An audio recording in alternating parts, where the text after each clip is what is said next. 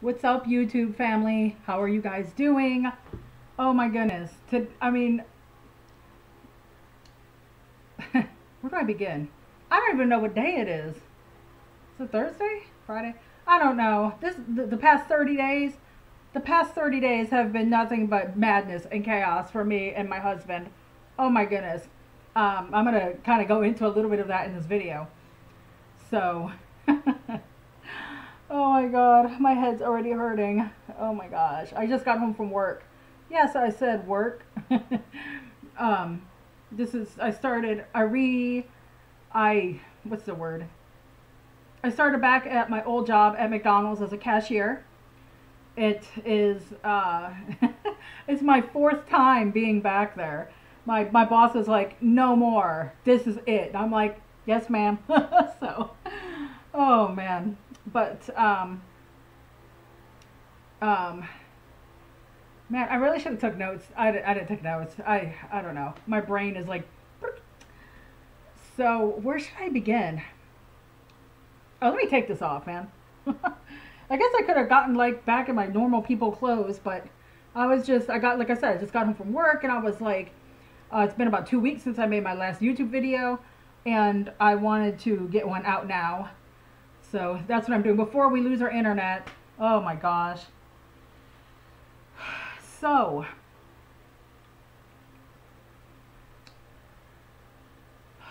okay, where shall I begin?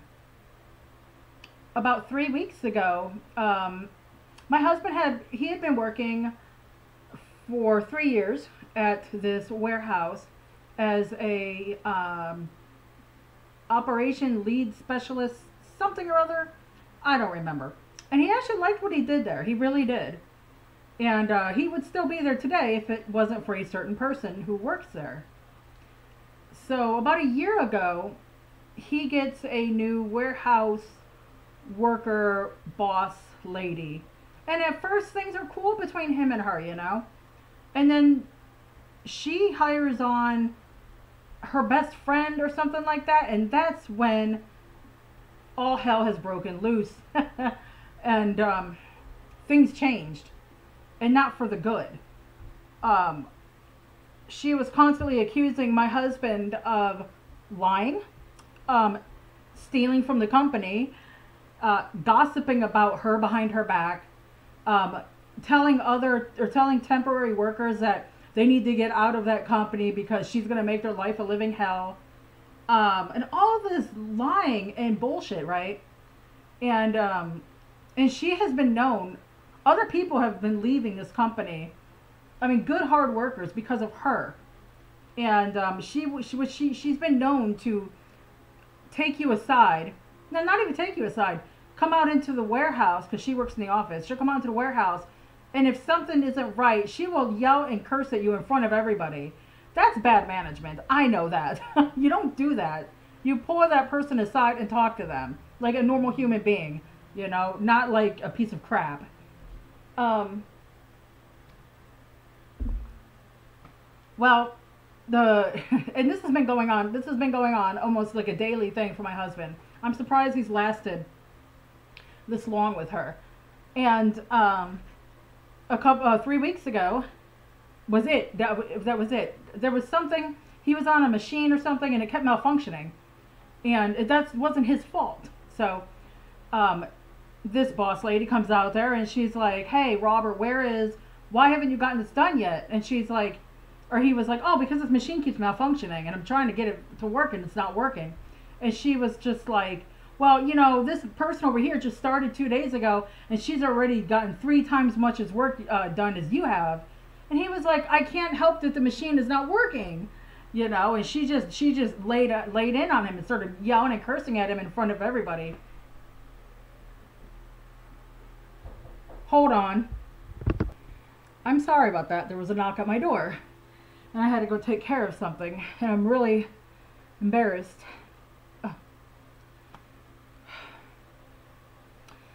Okay, never mind that. Never mind that. It's over. Anyway, where was I? Where was I?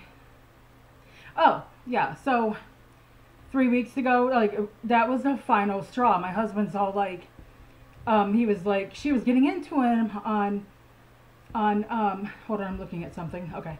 On something that wasn't even his problem. It's not his problem that the machine was malfunctioning. And and she proceeded to curse him out in front of everybody, and he just looked at her. He's like, I'm done.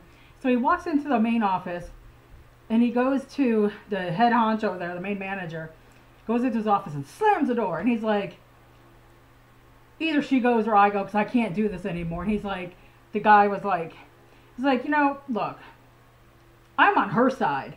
And Robert's like, what? He's like, no, because, she's a manager and you're just a warehouse worker and some bullshit, right? And he's like, and so the main manager was like, look, either take the rest of the day off and come back tomorrow or just leave. So Robert was like, he took off his name, his badge and his keys, and he threw them on the desk. He's like, fuck you, and he walks out. Because he knew that nothing was going to get better. He knew if he continued to stay there, it wasn't going to get better. Oh my God. So, these last 2.5 or 3 weeks have been nothing short of chaos, as we both have been scrambling around looking for work because we don't have any savings, and we have bills that need to be paid, and oh my God. And then our car died yesterday. Oh my God. I got out of work yesterday. Well, orientation, but got out of work, and the car worked fine. I mean, the car's been working fine, okay? I get out of work and I go to start it, nothing. And I was like, what the fuck? I was like, what's going on? And I could, all the lights lit up on the dashboard. So I was like, okay, it's not the battery. And we had the battery replaced last year and the alternator. And so I was like, this is not good. Excuse me. So I went, I called my car insurance, because we have full coverage, which we also have free roadside assistance. And I was like, look, I think I need to jump. Can you send someone over? So 45 minutes later, someone comes over to give me a jump. He's like, it's not the battery. He's like, you hear that little click sound when you try and turn the key? I was like, yeah. He's like, do it again. And I did it again. He's like, do it again. He's like, that's your starter. And I was like, fuck, because that's the only thing we actually have not replaced on this car is the starter. So we've replaced everything else, and I was like, oh man. He's like, oh yeah, you'll get a tow truck and get it towed to your mechanic. And I'm like, yeah, buddy, okay. I was like, we don't have any money for food, but I'll just go ahead and get it towed to Midas or something. But so I called my insurance company back and I said, look, I need a tow truck. I need my car towed home. And so an hour later, me and the car were back home safely. But yeah, it is the starter, and we found a starter online. It was like $30 or $40, and we don't have any money to order it yet. So we're just gonna have to like wait until we get some money. But my husband's like, yeah, you think I could put it in? I was like, I hope so. Oh man. And so there's that. So, and like, we've been just financially, we have not been doing very well at all. We've had to borrow money from people, which everyone will be paid back. And then my friend Shannon suggested, she told me yesterday or the day before, she's like, why don't you go set up a GoFundMe page? And I was like, that's the last thing I want to do, and she's like, well, you're going to need money to survive on until you both get your paychecks next. What day is it? It's Friday. We get paid. We will both get paid next Friday. My check won't be very much, but his should be a couple hundred. And but she's right. And so I did. I went and set up a GoFundMe page, and some people have blessed us, and we're very grateful and thankful. But the funds will not be. GoFundMe said the funds will not be available to our bank till like October 10th. I'm like, we can't go without a car for like another like 7 days, We have groceries we have to get. We have all this stuff we have to do. And right now my husband is relying on the good graces of his new coworkers to pick him up and take him home every day from work. And so yeah, we have been blessed with some money, but we can't have access to it.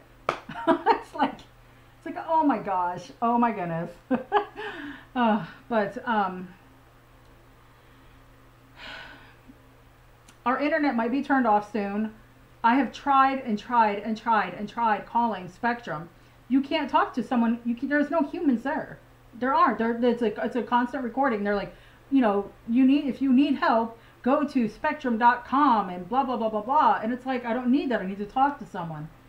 And I never ever get a human being, because I wanted to see if they would just give us an extension until we can pay them their money.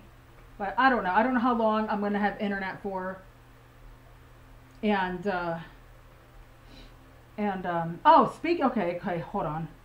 I really should have wrote this down, so I had like, I can go and order things. I'm just kind of going everywhere right now, so, but you should be used to it. Okay, so that being said,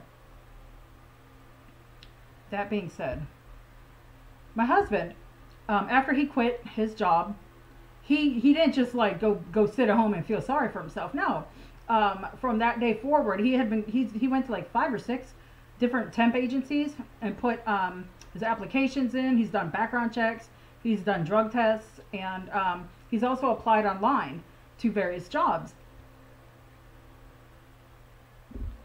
And let's see, he started his new job yesterday, and it's actually closer to our house than his old job was. And he started his new job yesterday as a temp worker, and he's making $14 an hour, and he works like from 2 p.m. to midnight, or 2 p.m. to 10 p.m. It depends. The place it's not like Chewy.com. It's like a warehouse that I think they literally make the dog food, and it smells so bad, you guys. It smells so bad. It's so disgusting. Like when I dropped him off at work yesterday, I mean, I was in the car and I was like, oh God. I mean, my gag reflex was like activated. It was so nasty. And so when he came home, I was just like, oh God. It's just so gross. But I threw his clothes in the washing machine right away, because and even then, even washing it and even using fabric softener, you can still smell that. It's so gross. Absolutely. But he has a job, and he actually likes it. He's like, yeah, he's like, everyone, like, there's no drama here, and everyone keeps to themselves and does their work, and he's like, I like it. He's like, the person who's in charge of me, he's like, they're really cool, really nice. And he's like, I get 2 15-minute breaks and a 30-minute lunch break. And I'm like, wow. So he's there for now. He actually did get a call today for another job in Irving, Texas. I forgot what it's for, but it pays more and stuff like that. Well, he called them today and explained our situation, that we don't have a car. And like, oh, it's fine, sir. He's like, it's going to take us 2 weeks to get like paperwork and your security clearance taken care of. I mean, I don't know what kind of job it is that requires a security clearance, but so he's like, so within by then you should probably have your car ready and you can come over and work with us. And he's like, okay. So there's that. But yeah, oh my gosh, it's been crazy. It's been crazy. It's been crazy. Like I told Robert today, I was like, dude, we need like to get like toilet paper, we need some food, we need a case of water, we need these things. How are we going to do that without no transportation and like $12 in our checking account, And he's like, oh, we'll figure it out. And I'm like, okie dokie. So I don't know.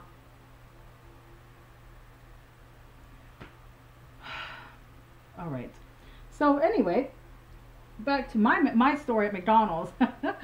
Oh man, yes, like I said, this is my 4th time at this location, and I like it because it's close to home. It's 1 mile away from my house, so I can walk back and forth to work. And I did that this morning, and it's not a big deal. It's not a far walk at all. But the first time I was there was 2014, and I stayed there for 2 years. And I only left because my gas station job offered me more money and they offered me benefits. And McDonald's did not offer that to me at the time. So I left there in 2016. And I believe I went back to McDonald's in 2018 for like 4 weeks, and I worked overnight 5 days a week. That was hard. That's hard, especially when your body's not used to working overnight like that, back to back to back. Oh my gosh! After 4 weeks, I wasn't eating right. I wasn't sleeping right. And I was like a mess. I was delirious. And I remember asking the boss at the time there, I was like, can I get put on a different shift, please? Because I'm like really ill and I can't focus or concentrate. And I was pretty much let go for asking that. And I'm just like, okay. So, but, and then I went back in 2019. I only worked for like 3 days, maybe 4. My depression and my anxiety at the time were at an all-time high. I was really, really, really in a bad place, and I wasn't able to control my depression or my anxiety. And I remember telling one of the boss people, I was like, I can't do this. I thought I could, but I can't. I got to get better.